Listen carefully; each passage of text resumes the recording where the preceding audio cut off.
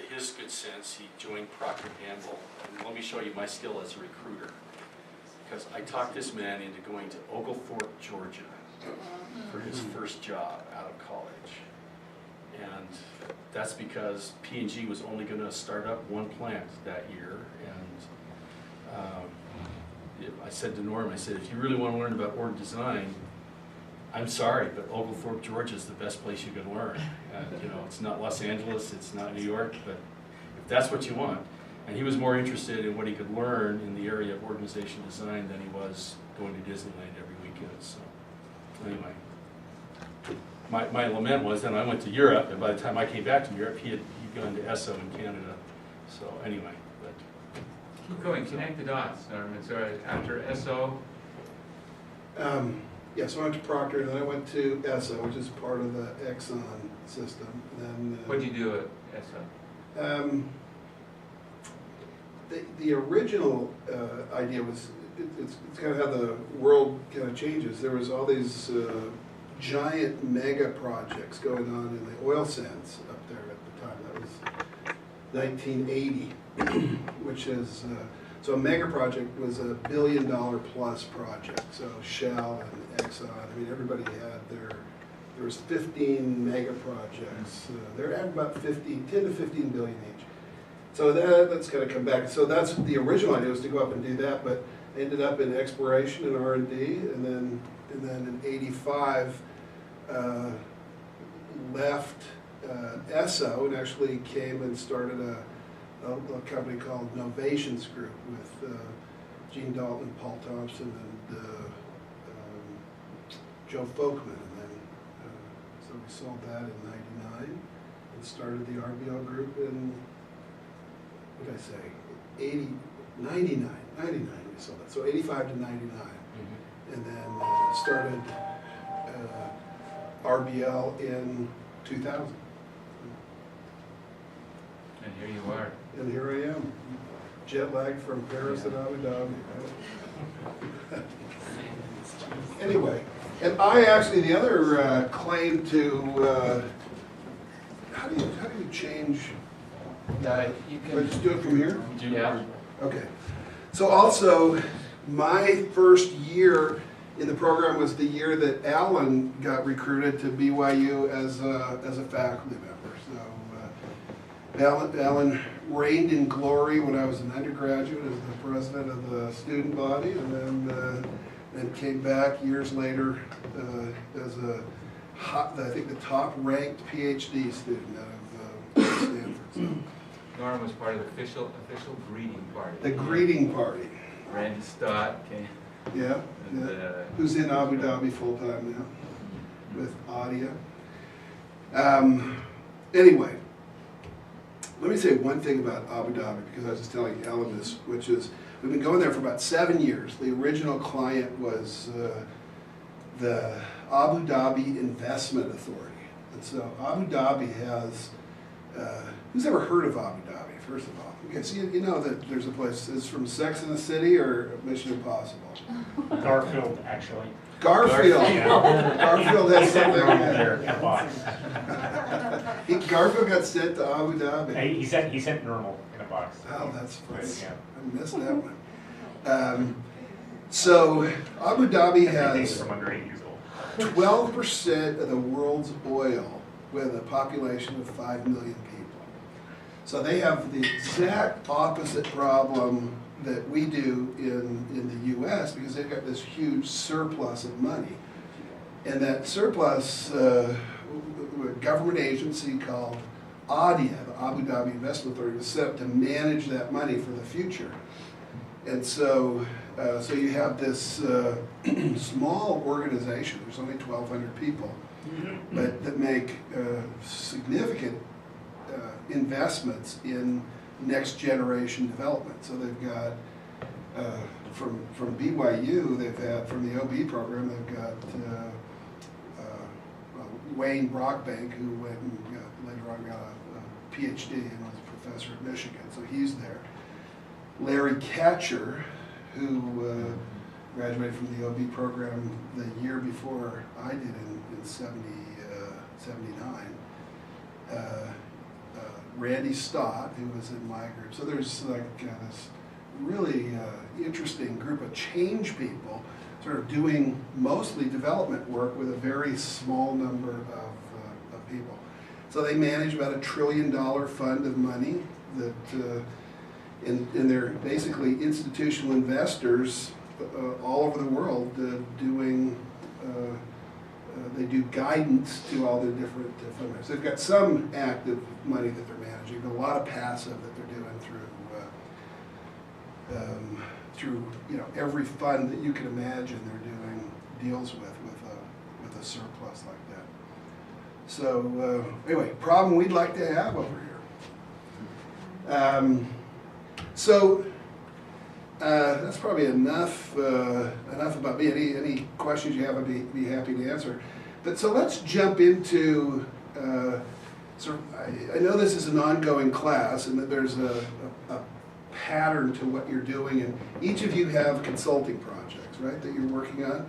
And so the idea is, how do you apply some ideas around change management to the project?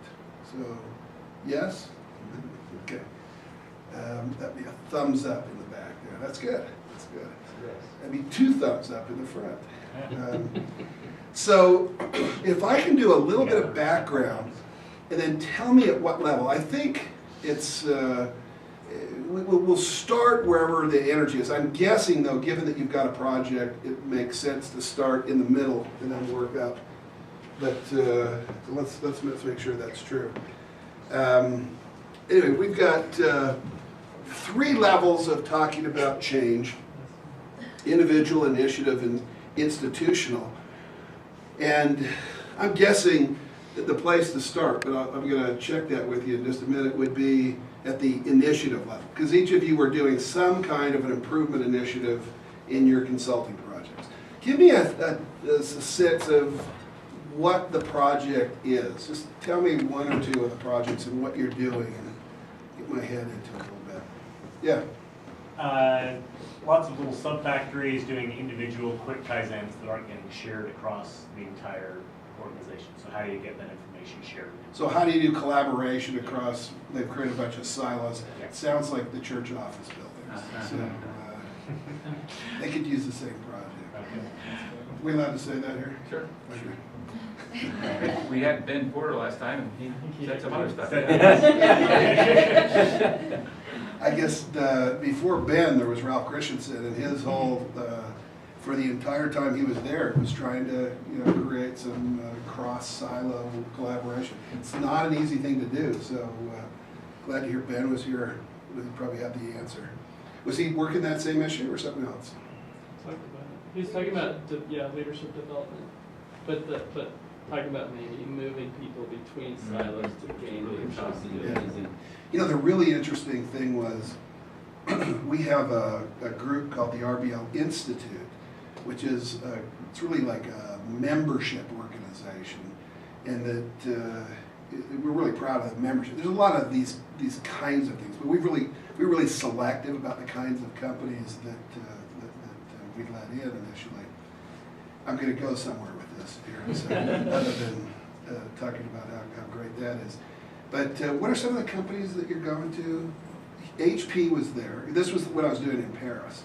So we have these meetings globally with the companies. And I'm going to tie this back to Ben Porter in a second. So if I don't go there, remind me that that's why I went here. But HP, Procter, Kellogg's. Chevron was somebody here. Chevron doesn't belong to it. Cisco did, and I think they were out. I think they've been in and out. But anyway, but while I was, the other group that we let in at a big discount is the church. So the guys in the church in Europe, there was 3 or 4 people there. And so I said, so, because these guys are relatively, don't expect people to ask them trick questions, which is what I was doing. So I said, so what's the difference between having Ralph as the head of HR and having Ben as the head of HR? And it was really fun because I really am much closer friends with Ralph, but know Ben and respect his work for a long time. And what he said is, the Ralph era was really great because we got we brought HR out of the abyss in the church, and now Ben has really simplified things. So I'm not sure if that was his message, but that was the message from some of those guys in Europe. Anyway, so collaboration across Kaizens is one initiative. What other things have you got? You can do it, Beth. I have faith in you. Working with the recruiting office to. The recruiting office at The BYU. MBA recruiting office to make sure. So is that where I know Carl Smith, his brother. Dick Smith. Not Dick. Yeah. There is a Dick Smith in the, Who's the guy that moved from New Jersey with Goldman? Oh, Kim. Kim. Yeah, it's not Kim, right? No, No, he's they- with finance Oh, I thought he was recruiting to and get students investment jobs kind at of things, Goldman but- Sachs. and I think he does some, I think he helps some recruiting. Yeah. Okay. Well, your confusion adds to the complexity. Yeah. Well, they Case in created a point. new position to supervise the student employees that interface with recruiters, and they're just trying to define how they're going to get the results they want to get, because they have. So is it about role clarification Yeah, and or? strategy. And process. So direction, Yeah. strategy, process. So or design or stuff. Yeah. design stuff. Or design stuff. You've got Okay. students that come in and go out constantly. Yeah. Bottlenecks certain times of the year where it's Yeah, feast or yeah, famine yeah. and little structure, a few. Yeah, and then not helps. totally autonomous, so they can't always control the tools that they're using. How does BYU rank to other recruiting hubs? I'm just curious that you've done that. We're pretty low? No bueno. No, No bueno. Like not good. Not good. Not Compared good. to other. because if I think of going to some like MBA program recruiting as a recruiter, there's some really good ones out there. Yeah. Where the experience as a recruiter is just really, I think of Duke and to some extent Michigan's pretty good. Yeah. One of the recruiters told us, was it in your interview about Vanderbilt? Yeah, Vanderbilt is like The they. gold standard. Yeah, they park their cars for them. They do all kinds of stuff for the recruiters that come in. They come here. It's like, who are you? You mean you can park your car at other universities? They get parking tickets. Validation. Validated parking. That's right. Yeah. Okay, so org design, collaboration. What's another project? Well, there's ours. It's a family business that, what? They just need everything. They need- Now, I knew they there need was a growth dyer in this organization. room. You have to be the dyer. Yes, I am the I buyer, can yes. see the dyer right there. That's good. That's really good. Yeah, but this company, they make cabinets, so they were hit hard with the recession. They don't like to tell their employees that the economy is bad. They regularly have employees break down on the floor crying, and the dealers don't know how to place orders, and once an order gets placed, nobody knows how to pass on the information. There's a lot of information silos. Nobody knows who does what. When you ask them, okay, well, who's in charge of doing this? They kind of all go, I do that sometimes. So, Okay, good, Yeah. good.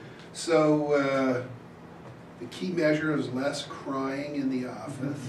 that would, yeah. Less silos. Okay. And it sounds like their financial performance isn't that great either. It's not great. It's not bad. They're in the black, which is nice. But for example, they'll tell a dealer that something will be $900, and then they'll feel really bad about it, so they'll only charge $450. And then Could you give me the name and address? Have some That's cabinet what- work. that's good. yeah, and then they get all of this And we extra can cry work. at our But house. that's under, that's less than it costs them to make it, so they're losing money. So then Right, they get all this right. volume at a price that they.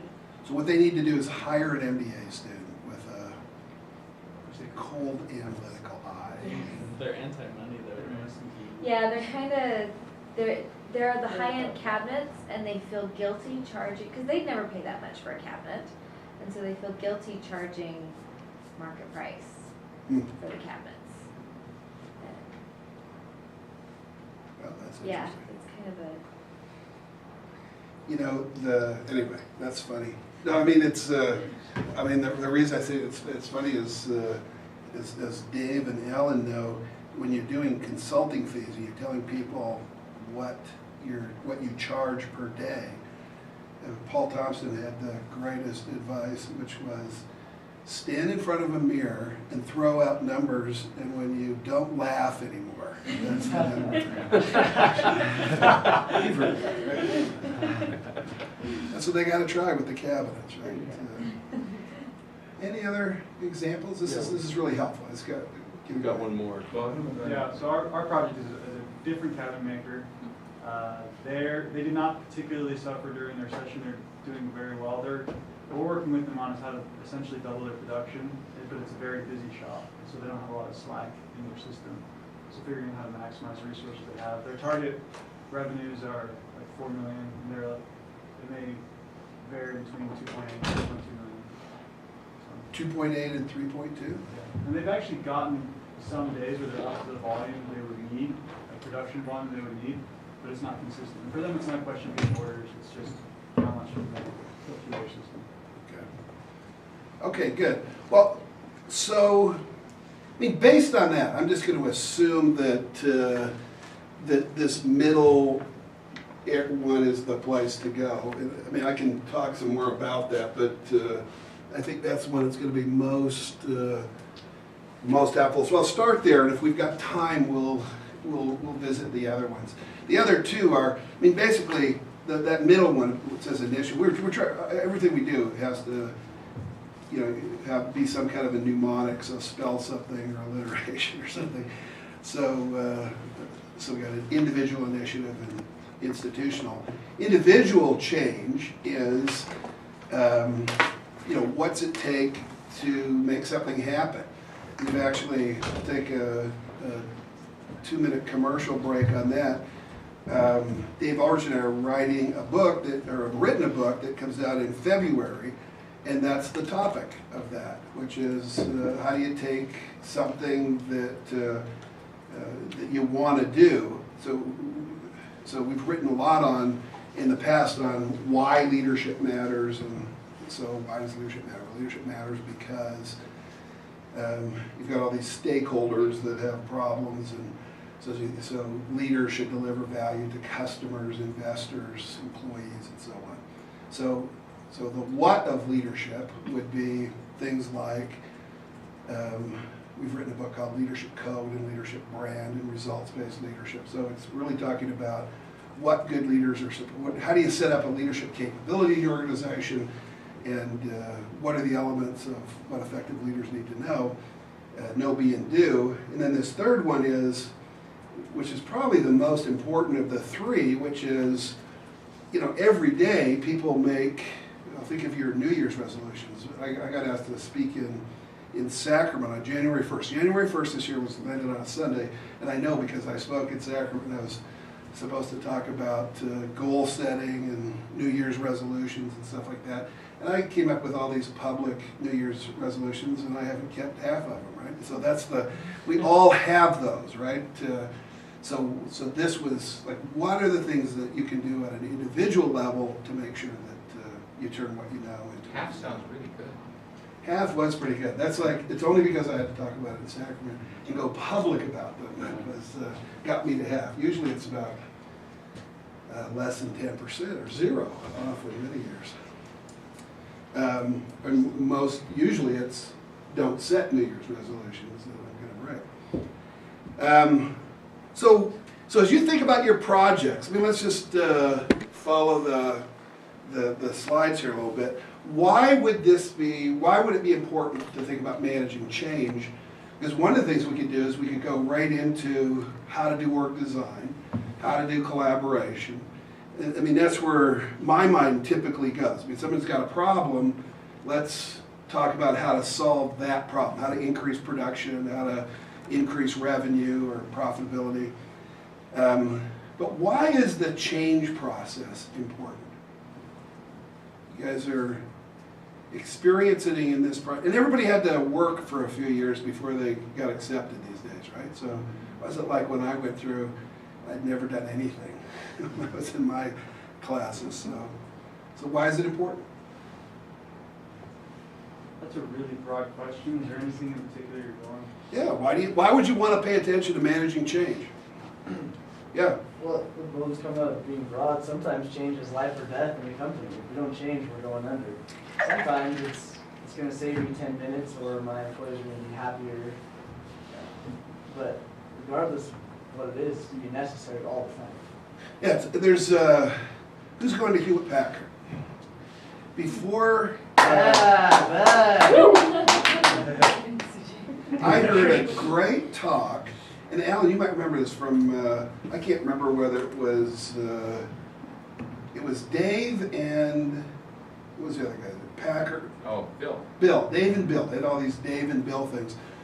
And I remember, I think it was Dave Packard had this line that said that death and, I remember it started something like death and taxes, everybody says are the great universals in life, but in fact, the real universal is, but death and taxes are minor individual events. That was the beginning of the talk. And the real constant in life is change. So as to your point, and it was just a great line, right? Because it's really true that this is something you can't escape from. And whether you try to flee change or embrace it, you have to figure out some way to do it. Some places change a lot more than other places, so figure out your tolerance to change, and because it'll drive you crazy otherwise. Here and here, yeah. I was just thinking about the whole garden metaphor. You know, you look around, stuff's growing everywhere. Change happens all the time, but if you want a particular type of change, you have to cordon off an area and pull out all the stuff growing there that you don't want. Deliberately plant the stuff that you do, and it's hard. I mean, the ground will obviously grow things. It was growing weeds before, but to get it to grow what you want it to do, it doesn't seem to want to do that a lot of the time. Yeah, it's a nice metaphor. Good, I like that. I like that. You get other stuff too in the process, which is true with change. Mm-hmm. But you got to create the conditions where effective change can occur. Yeah. I think the question up there, CJ's sense was great. Sometimes changes do or die. But kind of what you and Ryan were alluding to, how you manage the changes key. It's kind of the idea of how much damage do you want to do along the way. Do you want it to be, do you want to build people up and build the organization up through the change, or do you want to just destroy it and have to rebuild from zero after the change? Oh, that's good. So who does, so if you think about where, some of us had our real experiences with why change is important, when you're, I think about watching how many consulting companies do change management. And what they'll do is, if you think about different kinds of consulting companies, the big ones tend to be expert consulting models. So you have an expertise in an industry or around a topic. And so let's say it's collaboration, right? We've got to figure out a way, or doubling productivity, and we've got some whatever version, whatever the content is around how you're going to do that. So you basically throw a bunch of bodies at the project. And typically you hire smart MBAs, and so so you look around, and oftentimes these people are really young, so really smart and really young MBA students, and there'll often be lots of them, like a team of 20 or 30 solving a problem, right? Think of whatever your problem is, and then you get a group of experts from outside to come in and solve the problem. So they do industry assessment, they go out and they look at what best practices are in terms of solving that problem. And so they get all these ideas and write a deck, a PowerPoint deck that is 40 pages long, 10-point font, really, really good, that solves the problem. What could a problem be? And then they present it. If you want to solve your problem, this is what you should do. And by the way, even today, that's the most typical way for the large companies to approach the problem. What's the problem there? Well, I was just thinking that like the importance of the whole process is buy-in. So, Yeah, there's no buy-in. The only buy-in is on the team of consultants, right? Because they've researched the project and interviewed people and really know that if the company's on it. So how do you create that buy-in? Well, I think part of what we've been learning about the organizational change model that the RBL group uses is that you're not like just throwing up answers at them. You're actually working with them so that they come up with their own inspiration and answers, and that's the best way to really have buy-in. Good. I mean, like, that's how my wife tricks me into doing things. She makes it think it's fun. No, it's not a trick, but to actually have people invested in coming up with the answers. Yeah, no, and obviously I'm biased, so I like that answer. There's other things we can do, and that's what we're going to look at here today. What are some elements of really effective change? The smartest guy in my class, actually, Ellen, you're not going to remember this, so see if you agree when I say it. Who would you say the smartest guy in my class was? Besides me, after me. Gordon Meyer. You remember Gordon? I do. And have you had any contact with Gordon in the last 30 years? So Gordon Meyer graduated, was the valedictorian, was a non-member of non-LDS. Did you know Gordon? I did. So Gordon went on to Cornell, got a PhD at Cornell, and then is teaching at Bucknell and then Canisius College. And he came up with a change model that he never published because Gordon turned out to be a really smart guy. He was interested in lifestyle, right? That's why he became a professor. He didn't really want to publish that much. He's a great teacher, though. And this is way too much for the value of what the point is. But the point is that he wrote some stuff on change. The only thing he wrote in his career, I'm about to tell you. So a 35-year career is encapsulated in the following. It was really, really good. And that there are 3 levels of change: effectiveness, efficiency, and collaboration. So effectiveness, and so the point of this is that most of us get really bogged down in a favorite change type. And so if you're sort of the OD flavor or OBOD flavor, collaboration is your thing. And so what you do is you look for ways to collaborate. How do we communicate? How do we get everybody on board? How do we recognize what people are doing? Or if we're going to double productivity or increase collaboration, how do we do it in a way that is inclusive? And so that's collaboration. Effectiveness is, and it goes to the recruiting thing maybe. You don't want us, maybe in the Kaizen situation, the solution is a collaborative process. The recruiting thing, though, has a little bit different problem, and that is that the strategy itself may be incorrect. And so if you're about to define the box in which people are working through some kind of new strategy or new new business model, new way of approaching the market, collaboration isn't the right approach. You need to use an effectiveness approach. And effectiveness is, let's get a few people in the room that really understand the relationship of this business with the market. And if you try to be collaborative in an effectiveness thing, you'd have too much noise. Effectiveness change is marked by a high amount of conflict and disagreement, because as we move forward, we're going to do something really different. So you're really challenging the status quo, and so you've got to have a group of people together that are working on that really understand the machinations of the market and the potential implications of how that'll change. So usually we talk about an advocacy process. So how do you create like a British Have you ever watched the British Parliament on TV when they're just ruthless, but they have all these rules about how it works. So that's a good way to do, or some of that is a good way for how to do advocacy, where you get people to actually be on groups that are advocating something that may not be what they believe. It's the only way to change the, get out of the incrementalism that you'd get if you did it a different way. And then efficiency is, you know, we know what our strategy is, but we've got a problem that just needs to be implemented. So in that case, the change process should be something around what's the most rational or efficient approach that we should take. So again, it's not groups, big groups of people getting committed to it.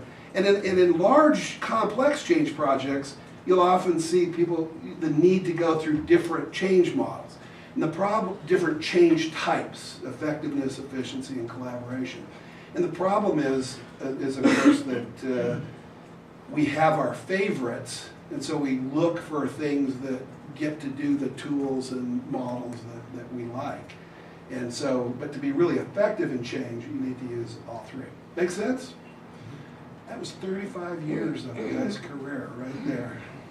And I said he would probably turn over if he heard me simplify it that much. But I thought that was, I think that's really, really clever, really good.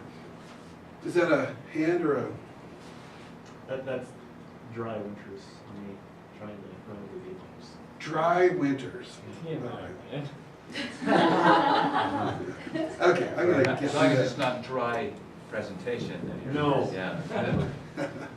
So let's just do this. This is kind of fun if you haven't seen this before, and this gets at the thing that we were trying to get to in our latest book, which is, and it's called the New Year's resolution problem, which is let's look at the answers. So what percent of people reach their target weight in Weight Watchers? How many would say 80% plus? 60% plus? 50% plus? 40% plus?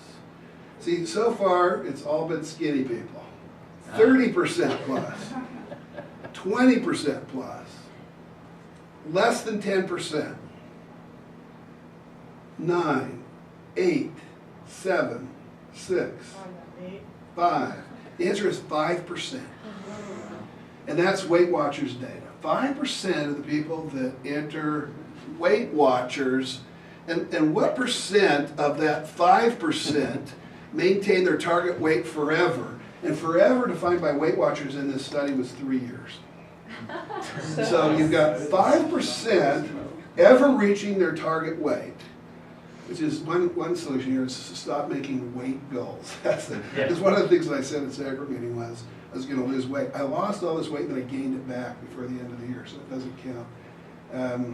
Okay, so what do you think? What percent of the 5% maintain it for 3 years? How many think 5%? 4, 3, 2, the answer is 1%. Okay, so what percent of people stop smoking and never start again?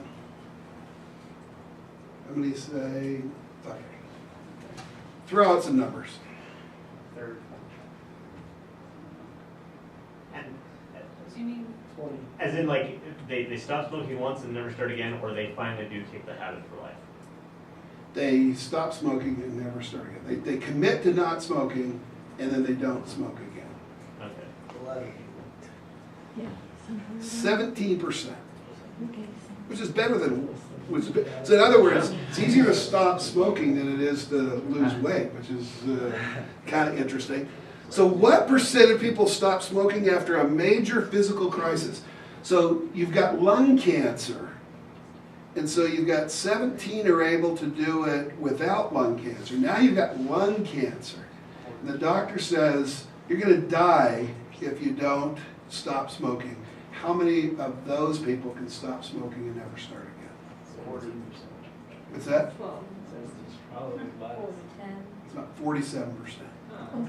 Less than half of people who are going to die if they don't do it are able to do it.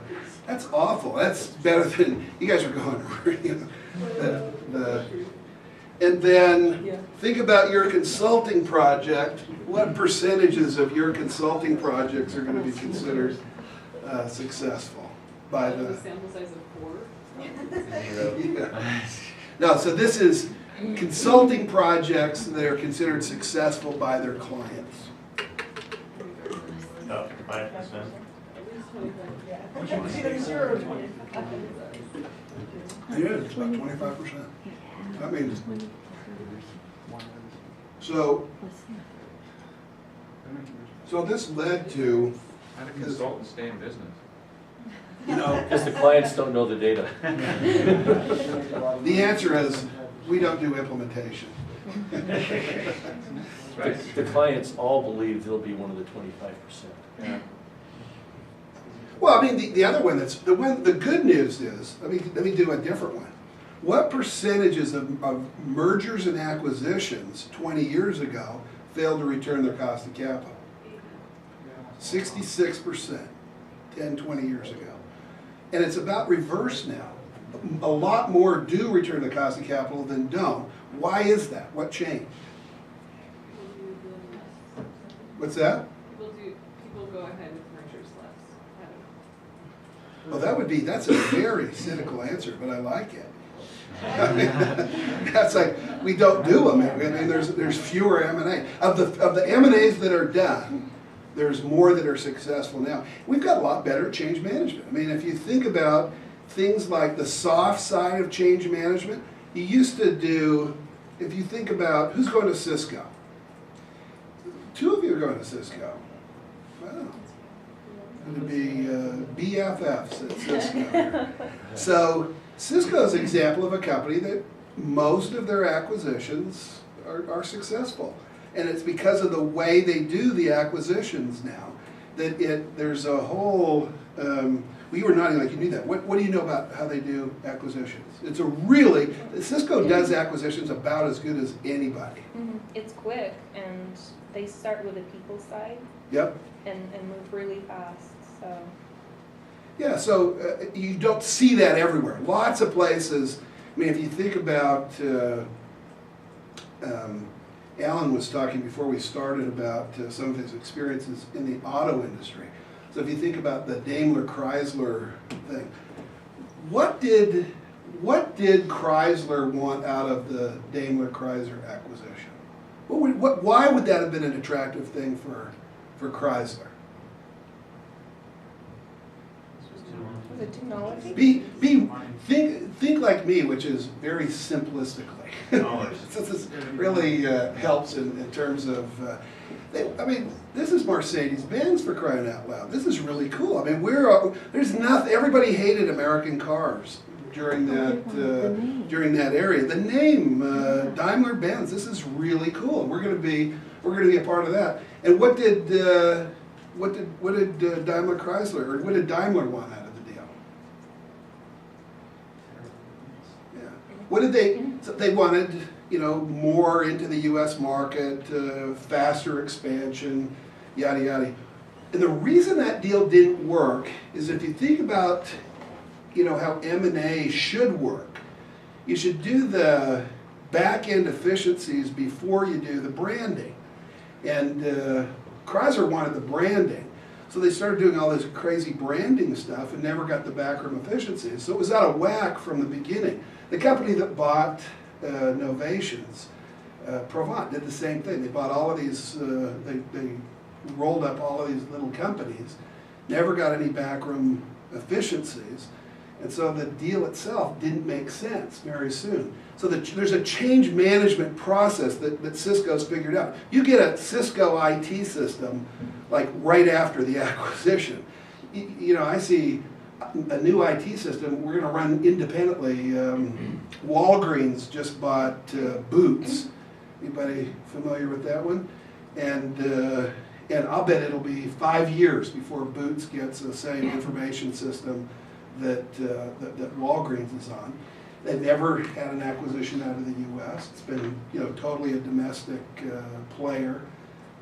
But anyway, it's that kind of stuff. It's the soft change stuff and having a real, not soft change stuff, it's the change management process that brings the tough stuff, the culture stuff, the people stuff forward, that doesn't create funny, weird expectations about how it's all gonna work. That really makes a huge difference. Yeah. The impression I've gotten too from the industry as far as M&As is they do a lot of due diligence, and they know that certain partnerships are just gonna fail based on culture.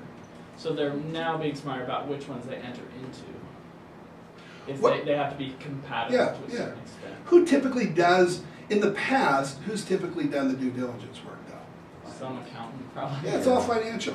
Who's going to HP? We do the thing. What did Carly Fiorina do that was really dumb?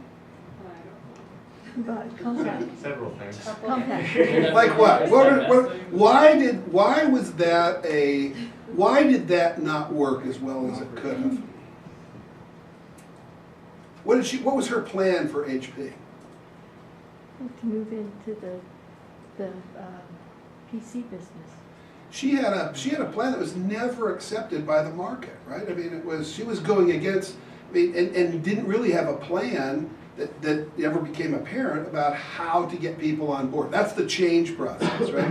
It was just sort of announcements about how that was going to work, and so it was like working uphill from day one for her. It's really, really difficult when your price earnings multiple, tanks, and so your earnings are worth way less than any of your competitors, and then to try to keep up. Anyway, so the trick here is you've got. By the way, is there anybody who doesn't know how to lose weight? What's the secret to losing weight? Yeah, eat less, exercise more. So why don't people lose weight?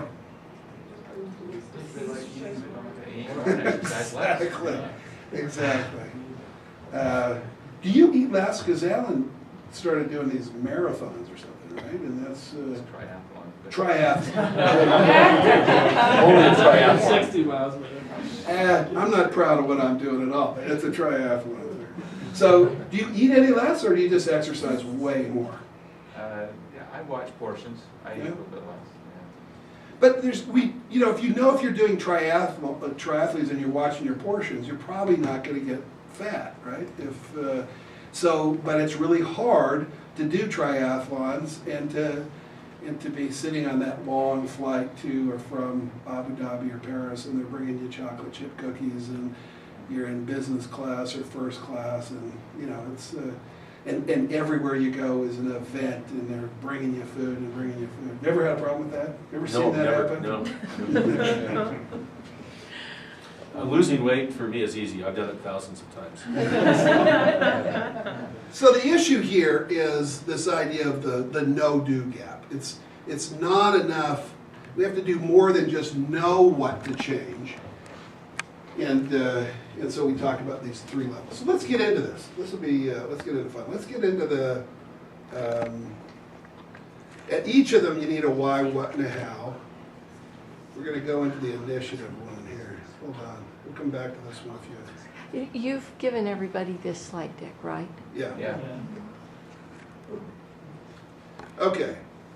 So let me give you a background of this. Of this tool at the initiative level. And the idea is, let's apply this to your project, okay? So as we go through this, think about your consulting project. So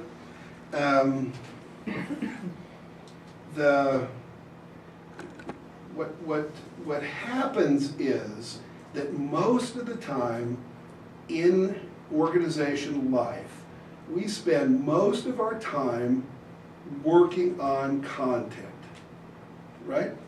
So actually, the entry into the MBA, how many people went on the raft trip with these guys? What was good about the raft trip? The food. Woo! Yeah. Did you talk a lot of content? No. Did you learn how to do some kind of financial analysis or learn a new change model or something? So why do they do the raft trip at the beginning of the? Yeah. It's all about relationships and conversations that you have with people, build that network that you can leverage later on. Right. Right. So if you think about most executive teams or most teams or most project teams, they spend, if unchecked, they would spend 100% of their time just working the project itself. And the idea of what we're going to talk about here is to say, you know, it's really helpful to look at process as well as content, how we're working together, our relationships, and so on. So this is sort of one of those areas where companies will spend an incredible amount of time to invent and then reinvent the wheel over and over and over again, coming up with the perfect change model. Here's the big aha. There is no perfect change model. It doesn't matter which change model that you use unless it's a dumb one and you just make it up on the fly. I mean, if you go to any sort of, but there's tons of these things out there. Google change model and you'll find it. So give me, and I'm going to prove that here. So what are some conditions for effective change? For change to be successful, the change must, let's get 10 things. Be wanted. Be what? Wanted. Desired. Wanted. Oh, wanted. Change must be wanted, or change. What else? Communicated. Communicated. Clear. Clear. Yeah. What else? Executive sponsorship. Executive sponsorship. By the way, we're going to learn here that change is like losing weight. This is the eat less, exercise more chart, right? What else? Have steps for progress to the end goal. So milestones Well-defined. to end goal. I'm sorry, what was that last one? Well-defined. Well-defined. Well-defined what? As in, you know whether or not you met the change. Okay. Well-defined goals.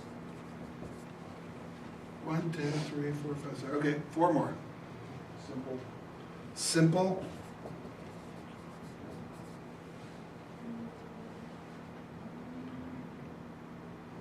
Maybe that was too high of a goal. 1, 2, 3, 4, 5, 6, 7.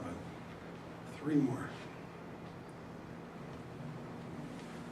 Or as Ed McMahon said, this is everything about effective change right here. I would say you have to have tools or abilities. Tools, competencies, skills. Good? 2 more. You have to be able to measure it. Measure. Measure it. What was the last one? Say letter, CJ. You said measure report. Oh, report. Let's go report. You got to have the return and report. We learned that. Okay, so let's compare this to where we're gonna go here in just a second.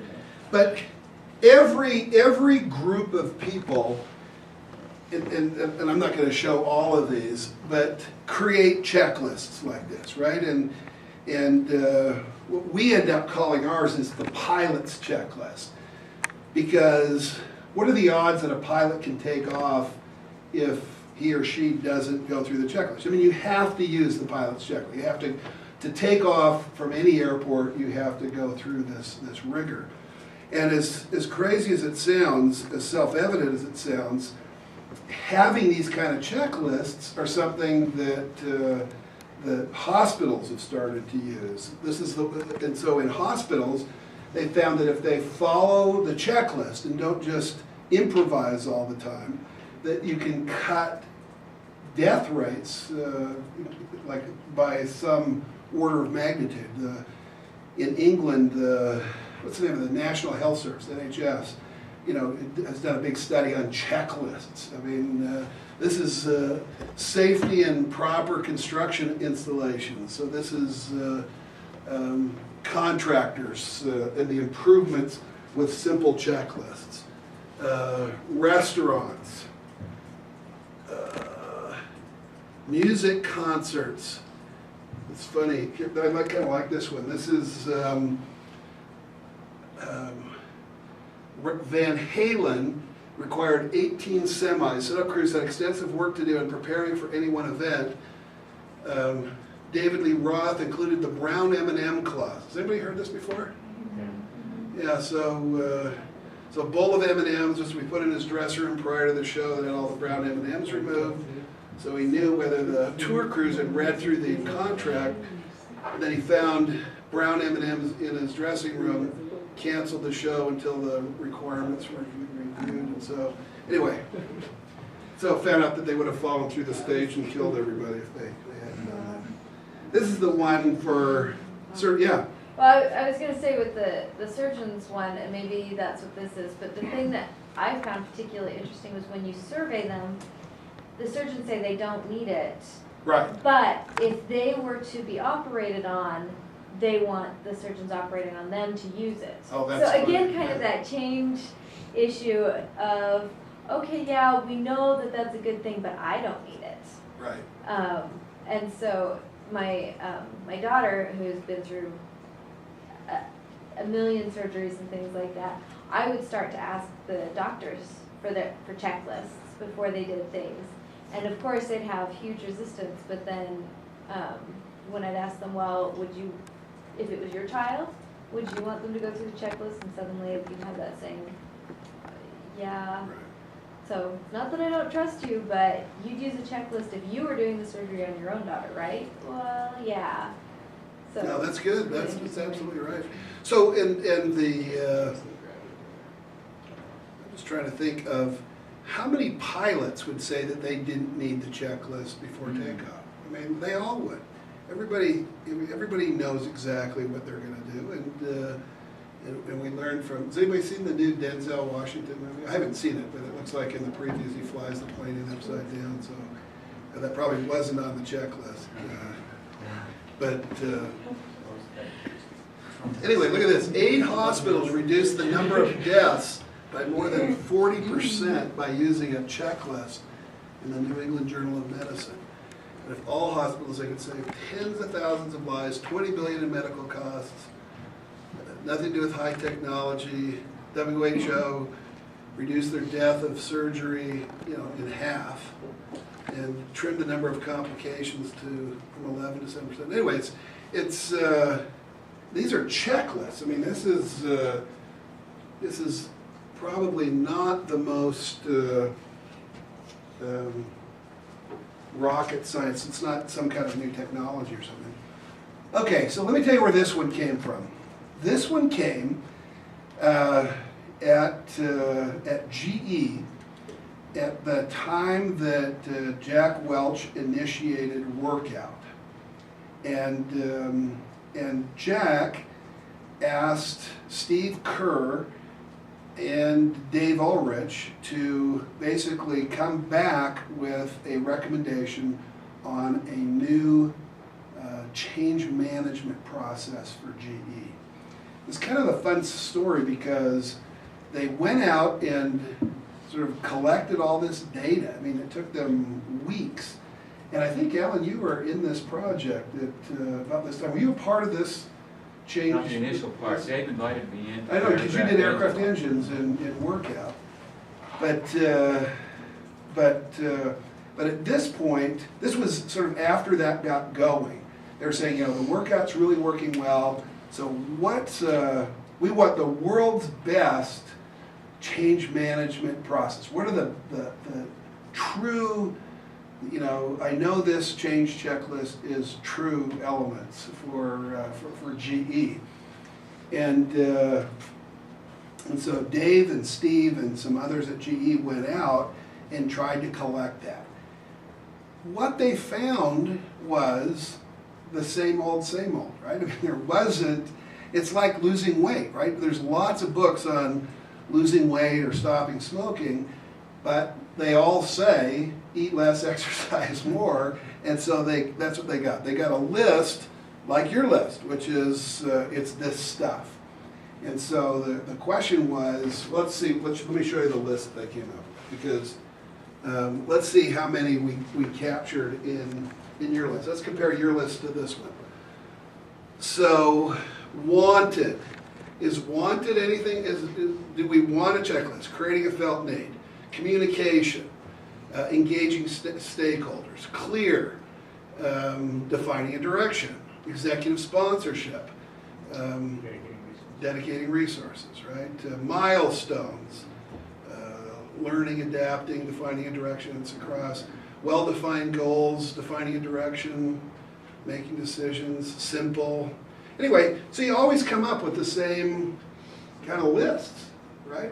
So the question was, is there anything, what are you going to say? You've just spent probably close to $1 million collecting what we did on the flip chart in 30 seconds, a minute. So what do you do if you're a consultant and you have now had a BFO, brilliant flash of the obvious? So what do you think they did?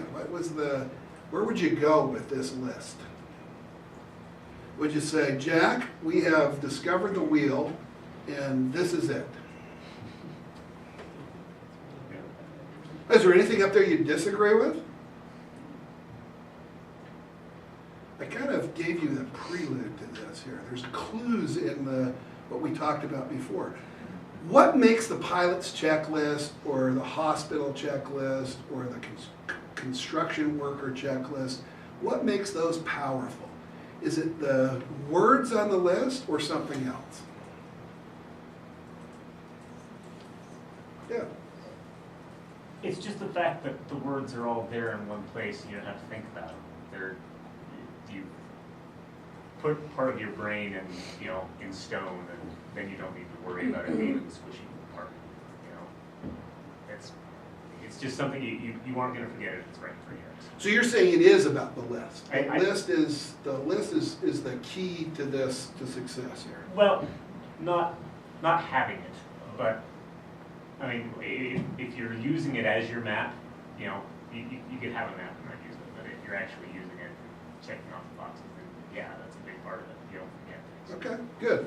So let's go here and then over here. Then I think, the list matters somewhat, but it's kind of like, why is it nice to start meeting with prayer? A lot of it's because it just switches your mindset, and so it's like a ritual that gets you prepared to do and triggers all the skills and the knowledge and brings it to the forefront of your mind. So that you will do the things that you know you should do, but you're actually ready to do. you're just reminding yourself of things. So good. So that you have to have the right things there, and then you're getting yourself into a mindset. What else? I think the same, it closes that gap, it creates behaviors and habits, so you're always doing those things. It's a way to trigger the behaviors that we use. Yeah, okay, good. What else? So that's kind of exactly what I was gonna say was it's not so much the list, but it's the behaviors that it induces you to do. Yeah, you can imagine that somebody, I had a good friend when I was an undergraduate named Mike Goforth, and Mike was a student at Cal Berkeley, and he was a really good mountain climber, and he got killed doing the stupidest thing that I can imagine. And if he was here, I could punch him. I wish he was here to punch him for what he did. I mean, he needs like just a slap. What he did is he had rappelled off cliffs so many times that he forgot to, on the one time out of the millions of times or thousands of times that he rappelled down, he didn't secure himself at the top. I'm sure he was positive that he had. He had all of the skills. He was one of the best amateur mountain climbers around. I mean, he could do things that many couldn't. And then he, jumped off a cliff in Yosemite without securing it at the top. So that's a pilot's checklist. You know, you'd say, rope secure at the top, right, that's why I say I'd like to slap him or something, because you just go, that was stupid, right? That was, and that's the kind of stuff that even if you know you should do it, and you do it a lot, you can forget to do it, right? And that's where that's the same with the doctor or the pilot. There's some switch that you didn't do. Has anybody watched any of the Apollo movies, right? There's always some switch that they go, oh yeah, well, that's the switch that, you know, that gives us oxygen or whatever, that keeps people from dying. So here are the factors. Leading, it says leadership brand, forget leadership brand for now, but it's, you've got strong leadership, strong executive sponsorship. People know why they're doing what they're doing. There's a clear direction. What does success look like? We've thought about who our stakeholders are, and we've got the stakeholders engaged in what we're doing. There's a clear decision-making process. We've dedicated the right resources, and we've looked and learned and adapt and are monitoring what we're doing. Okay, here's what I want you to do with your project. If there's somebody else on your project with you here, take and draw this if you don't have this, but plot where you are in your project to the pilot's checklist here. Okay, so leading change, and so if you've got a hard copy of this, if you want more criteria for what we mean, on page 27, 28, there are, you know, more information about each of the ones. So when you're leading change, you're talking about, do we have a leader who owns and champions the change, who makes a public commitment? So if I'm thinking about the BYU recruiting project, how would you define it on a scale of, let's just do 1 together. How well is our leader doing on that in the recruiting project, from 0 to 10? It depends on the leader, but if we're talking about. If you've got multiple leaders, that's part of the problem. Yeah. Well, do you have a sponsor for the project you're doing?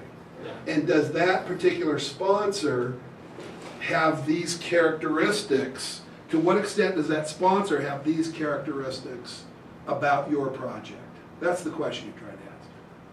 That's pretty high, I don't think. Yeah, as far as she has ownership, then she's high, she'd be like. Okay, so there you go. That's all we're asking you to do. So take a few minutes, get with your other people on your project. If you don't have anybody else, do this yourself. And take, I don't know, 5, 10 minutes, however long it takes, 30 seconds. But get all of these at 8 out of 10. Anything under 8 is likely to kill the whole project, right? Because these are highly interdependent variables. So if there's anything under 8, it's going to kill the project. So that's what most companies will say. So we got to fix. So the question then is, in a really specific way, how do we have a conversation about fixing this, right? I mean, So I have a question. Does it matter the size of the company with this model? no. Because like, for example, you know, we were diagnosing a very small company where management is basically top down.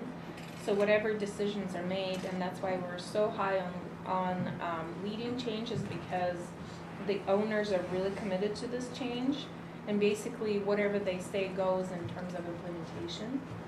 So does that matter or not? Because change. Here's why it doesn't matter. Because whether you're in a big company or a little company, what you're trying to do is get a project implemented. So this has more to do about the nature of projects than the size of the company, right? So there may be other problems. There may be dedicating resources, for example, can be hard because my style of leadership is autocratic and top down, and I'm in a small company. I may have too many projects going on, and the real issue is, what are my priorities? Because I'd rather get 2 implemented than have 8 and none of them implemented, right? Or I'm just in a project churn. What I'm trying to say is that engaging stakeholders is probably not gonna be as crucial for a top-down type of company as it is for a bigger company where you have to get a buy-in across multiple levels of management and employees and stuff like that. Does it make So does sense? this project only affect the senior guy? Well, they're the owners, I mean, and So they're, let me tell you, their I ultimate own a goal- company right now. I can Uh-huh. make all kinds of edicts that I want Mhm. that don't go anywhere unless we pay attention to ownership is not, or my passion for the project is not going to be what makes the project go or not, right? Because there's Yeah, and another component of that is they're not really focused on customer, they're focused on making revenues, so that they can go on and do other things, and so there's that complexity in the situation where it's not a very traditional market-driven type of, they know their model and they have been pretty successful of it, streamlining the production so that they can push through as many cabinets as possible, low-cost cabinets. They try to stay away from the customized side. So they're satisfying customers that way on low cost and fast production. They're not really, their end goal is basically making it a cash cow so they can go on and do other things. And so this is kind of a typical situation for a business, I would think. it is atypical or not? Atypical. Atypical. Not Unusual. typical, yeah. Yeah. Well, if you're a small company, and if you are trying to, if you don't have passion for what it is that you're trying to do, you're trying to make it a cash cow, I'm guessing there's problems right there, right? I mean, it's Why?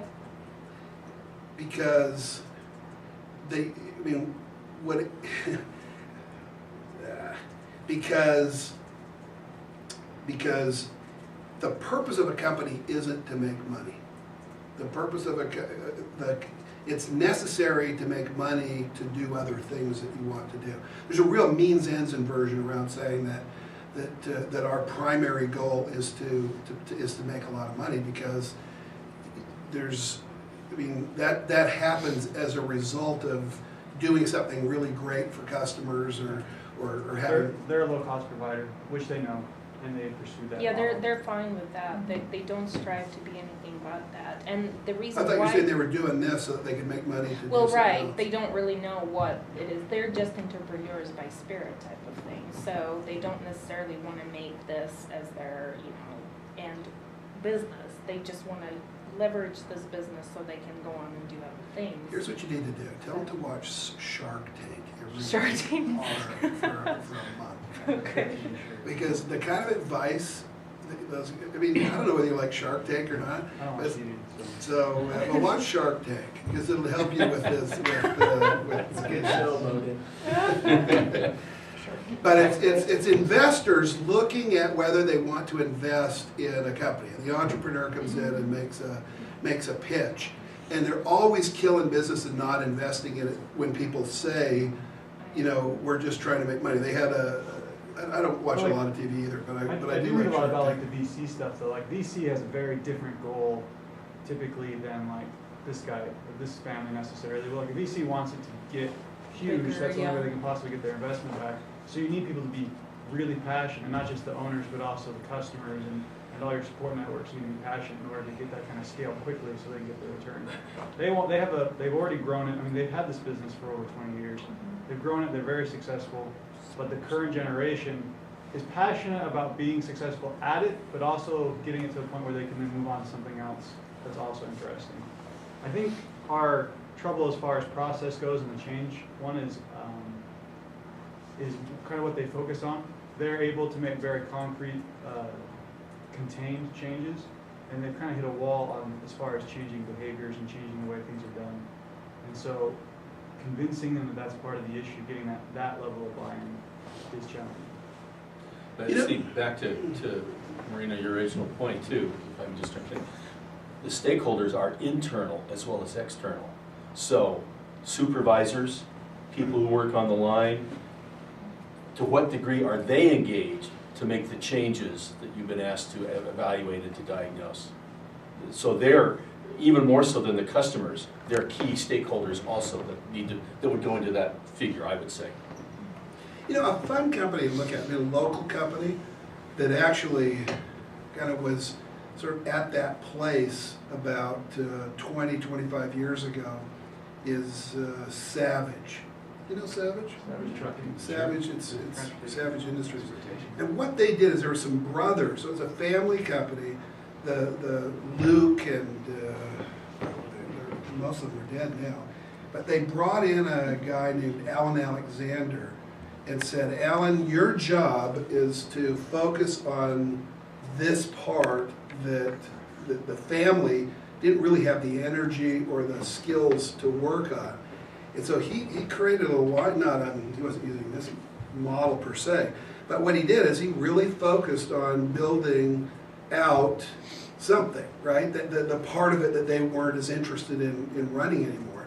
And then over time they've added on things. But it's really hard to add on if you don't have something that's successful, that's generating money. And that's what you're saying, right? So maybe they bring in a professional manager or something. That was it without. And if you look at Savage now, they were, geez, when we first started working with them, they were 50, 60 million, like 20, 25 years ago.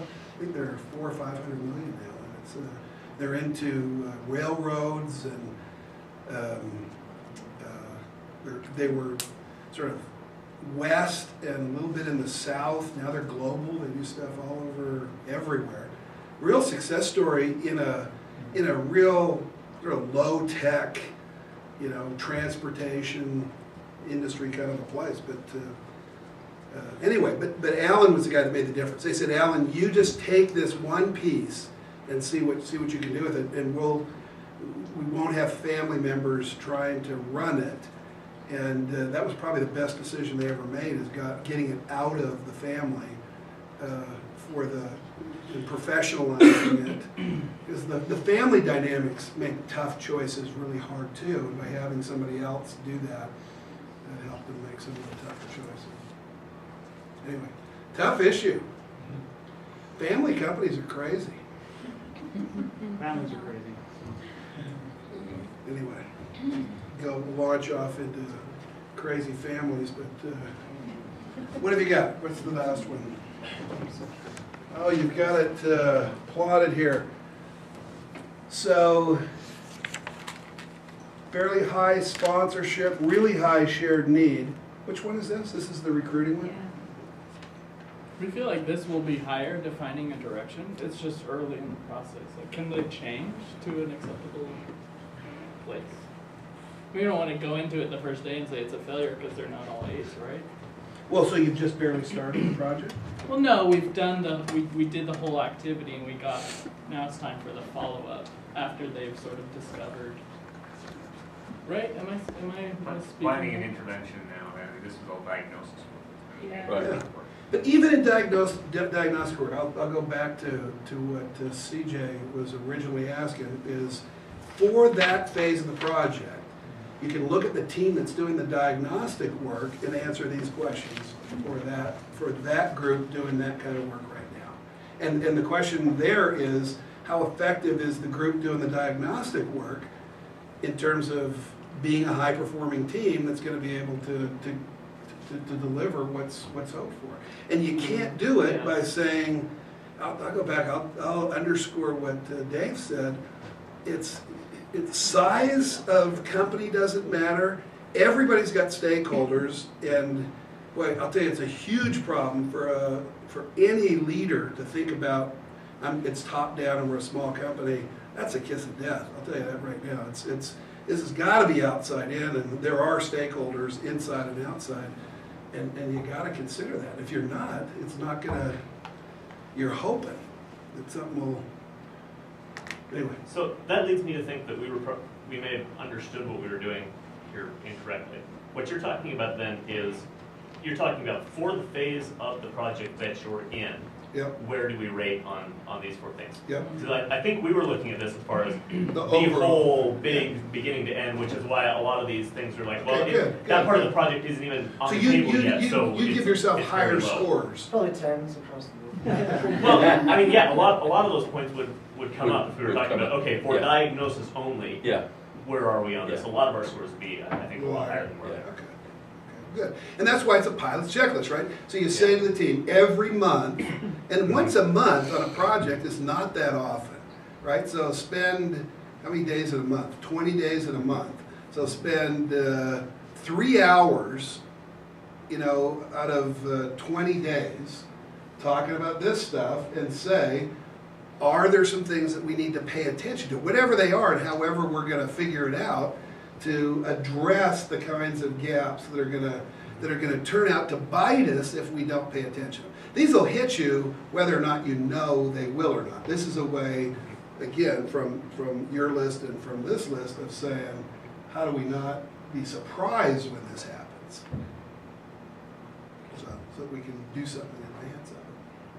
Thanks. Good. So do we want to take a break? How long do you want to break for? And then we'll get into let's shift over to the so That's what I want to talk I think so. Institutional. so let me do it this Yeah, way. can you give us like a sentence on each? Okay, so institutional, where we'll go is we'll look at cultural viruses that make you do dumb stuff even though you intend not to. So we've got good intentions, but somehow this organization keeps tripping up on itself, right? There's some virus, we call them viruses, that get embedded in a dysfunctional way. And then the individual change stuff is more about I want to do something. I want to be a better listener. I want to lose weight. I want to pick. I want to whatever you have a coaching discussion or get some feedback or go to a training program and decide you want to improve something.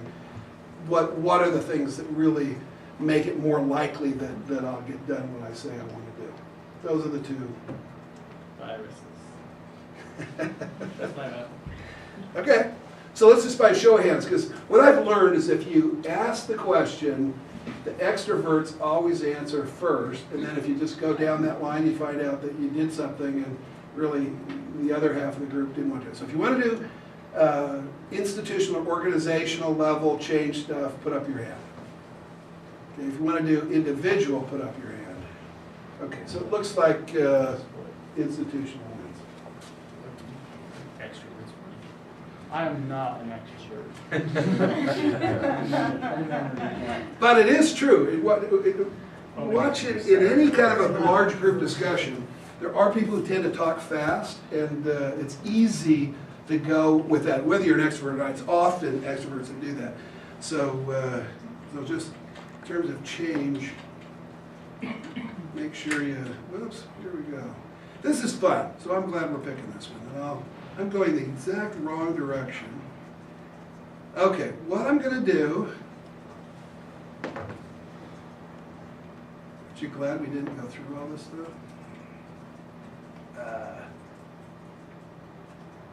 Okay, so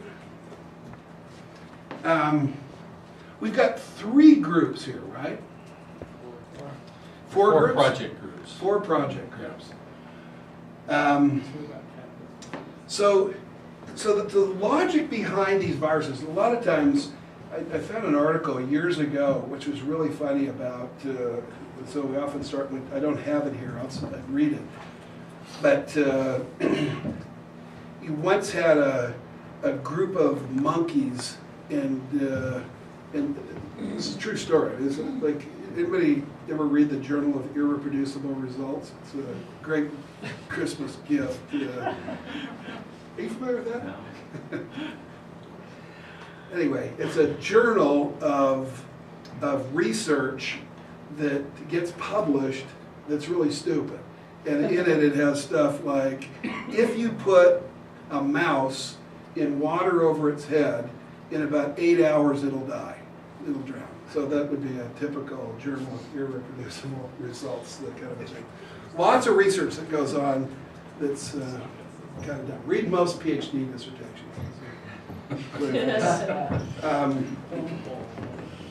Bum bum. So we're this. So the idea here is that culturally, inside an organization, most organizations, there's often really well-intended things that we want to have done. And anytime we're going to initiate a major change program, that there are a set of thematic things that will often come and trip us up. And this was, this little tool that we're going to use, which is as simple as the pilot's checklist, is a great way to identify what are the cultural viruses, what are the things that seem to, as an organization, kill us in what we're trying to do.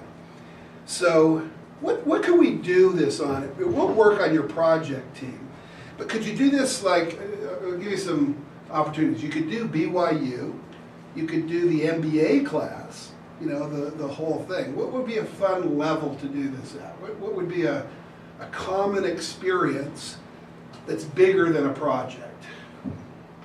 How about MBA recruiting? Given that we've got some expertise here, both in terms of the project, but also in terms of the experience that you have. Okay? BYU football.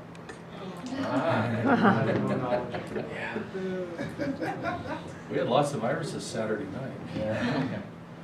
But again, you want to frame this so let's do the recruiting thing. We'll all do it. Just kind of, this is kind of fun. What I want to do is have you work in groups to do this, and then I'll explain. So how many people have we got here? So you got 12.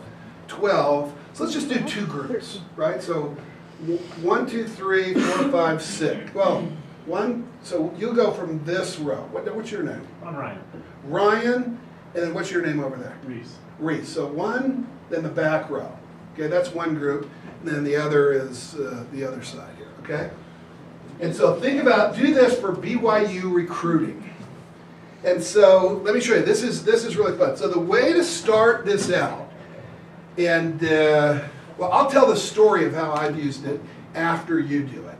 And this is kind of one of those exercises, when I give you the directions on what to do, you're gonna think, this is really lame, and it is, right? I understand that, but I want you to do it anyway. And so I've had really senior level people do this, and they always complain, and it always turns out really good in terms of what comes out of this one. So pick a number between 1 and 35. 17. 17. So let's go look at 17. Flavor of the month. We jump from program to program. We don't have integrated initiatives. And there's a cynicism about new programs. We end up with concept clutter. Okay? So who said 17? I did. Okay, so point to somebody else. We're going to hear one more. Pick another number. 6. 6. Forward to our past. Look for the future in the rearview mirror. We're so afraid of losing our heritage that we don't change our culture. We are locked into our habits. So over a period of years, we've just identified these 35. We occasionally will add one that we haven't heard. So in your group, individually pick 1 or 2 of these viruses that you think are most prevalent in MBA recruiting, and write them down, and then in your group, agree on one of them. And then, let's say we've got a flip chart pad, so one group, the group that's over here, if you'll draw a picture of your virus, how it manifests itself in the MBA recruiting program over here, and then this group over here, and don't let the other group see your picture, right? So That'll be tough with this. What's that? I don't know if we have room to put that down. Yeah, over your eyes. Yeah, Stand in front of it. Don't Stand in front of it. Oh, there's one right back You there. could use the whiteboard behind, and you've got the great wall here to block the vision. There you go. Okay, do that. Okay, so we've only got, what time are we done here? 12:15. 12:15? Okay, so let's take 15 minutes to pick your virus, pick the one virus that you think is most prevalent pick for yourself, and then agree within your group, and then draw a picture of how it manifests itself. Whatever you do, don't let the other team know the virus that you picked, okay? Don't share the virus. Don't talk about it so the other group can hear. Part of the learning here. Do we ever? And You wanna explain guess what it number it means. is. Yeah, yes. You can walk up and look at it. Putting out fires. Yep, putting out fires. But what's in the background? That's my wonderful artwork. Activities? Another bigger fire. Yeah, the forest is burning behind it. Oh, the forest is burning behind them and they're putting out little fires. Yeah.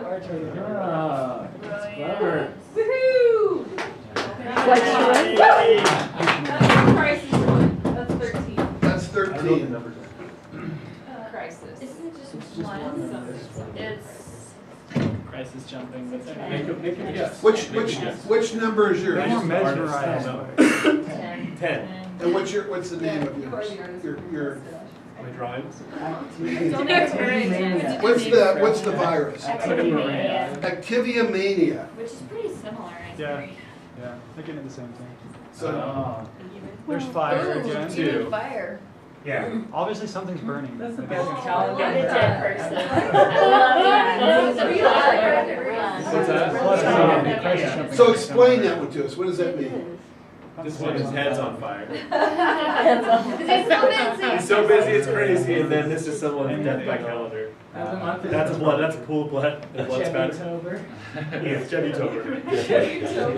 I think the calendar should be on fire too. I mean, What's that? I think the calendar should also be on fire. Well, this guy's not on fire. No, the calendar. It's a work in progress.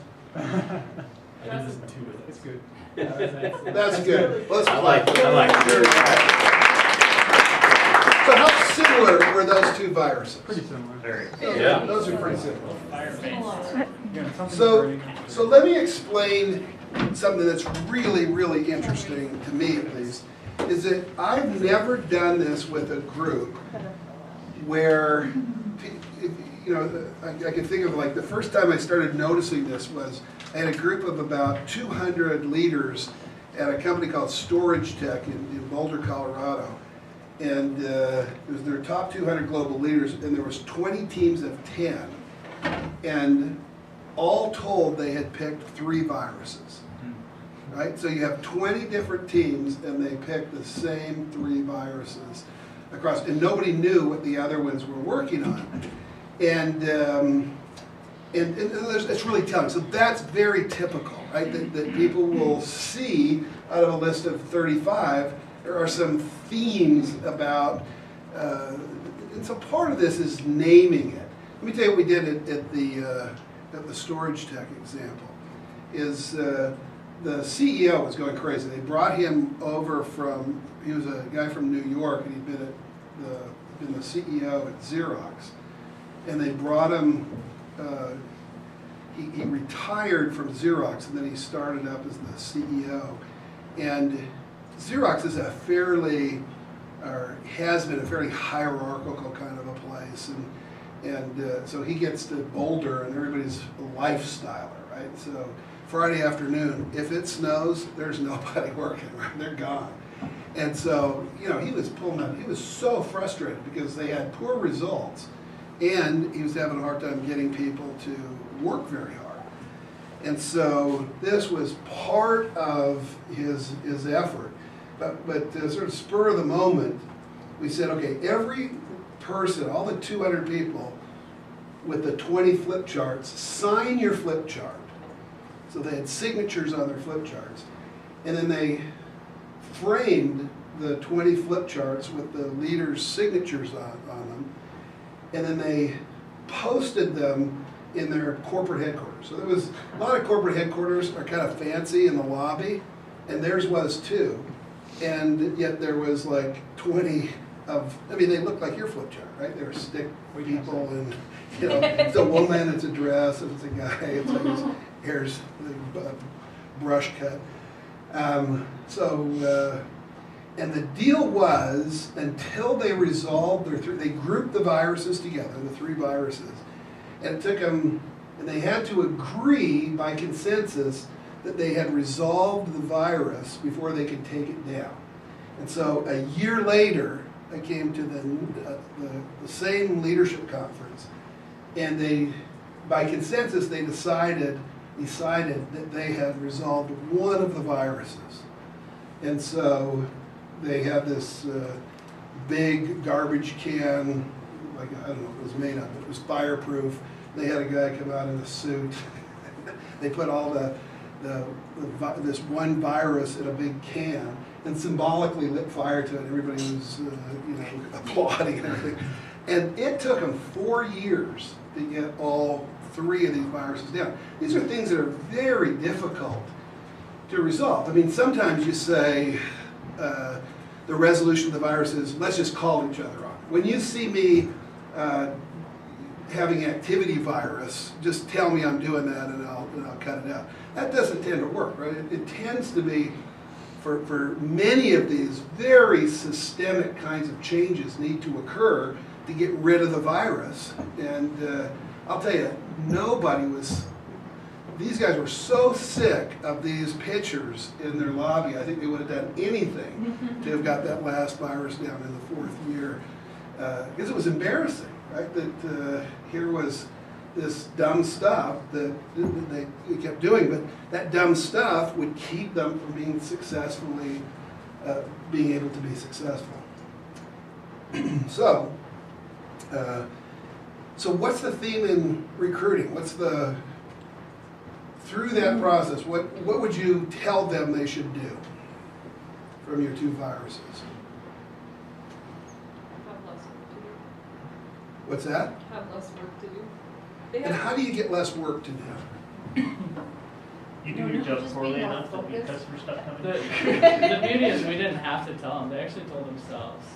And they discovered some of the things that would help them, instead of having a huge bottleneck, streamline things. Like, oh, we should have a specific list, like the like the surgeon's list. We should have a specific list that we ask every recruiter at the first contact, not the week before, not when they were arriving. So they started coming up with their own solutions. Yeah, I mean, some of this is even strategic, right? What are the relevant priorities that we've got? And a lot of this activity mania occurs because you'll have a leadership team and everybody has a different set of priorities. So what we do is everything really horribly, right? As opposed to being really good at a few things. Well, good. So that's and again, that was kind of it's a great way to create a conversation that leads to, because the next step is to say, okay, well, there's the virus. You just picked that. So what are we going to do? I mean, how are we going to resolve that virus? So maybe as part of your thing, you can take them back the pictures, because this is what we drew in our class that reminded us of you. But it is symbolic, right? And maybe you do the exercise with them. Say, what do you come up with, right? But somehow we've got to fix this, and we're just tired of continuing to undercut ourselves by sub-optimizing, because we've got this virus. And when you've got a virus, you never are high-performing with the virus. Okay. Questions, comments, and about anything, actually. Where are we going for Thanksgiving? Have a few family over. Speaking of viruses, though, I mean, have you ever seen an organization that doesn't have them? No. All companies have viruses. Yeah. So like fixing a virus, then it will probably just basically generate or at least reveal another virus. Probably. But the idea here is you can have different virus intensities, and so like this particular virus where they're doing too much, there's this they've got all these fires and a forest fire burning behind them, is symbolic. Like there's some viruses that you're probably better able to live with than others that are less harmful to your mission, your vision of what you'd like to be, but you'll always have some. Any other comments about? Can I just add a comment on the viruses? On the design worksheet, if you'll recall, step 3, after you've done design work where you've looked at strategy, you've looked at the capabilities and the different systems, and you have a specific design plan, in that context, we also say, now, are there any organizational viruses that might be awakened because of this design? So if we're going to a team system, if we're changing the work process at the cabinet shop, you know, will this specific change that we're recommending as a design change, will that provoke an anti-attack from a virus? And so it may be the same or different than what you found in the diagnosis, for example. Just a little, that's the context where we get into viruses in the design there.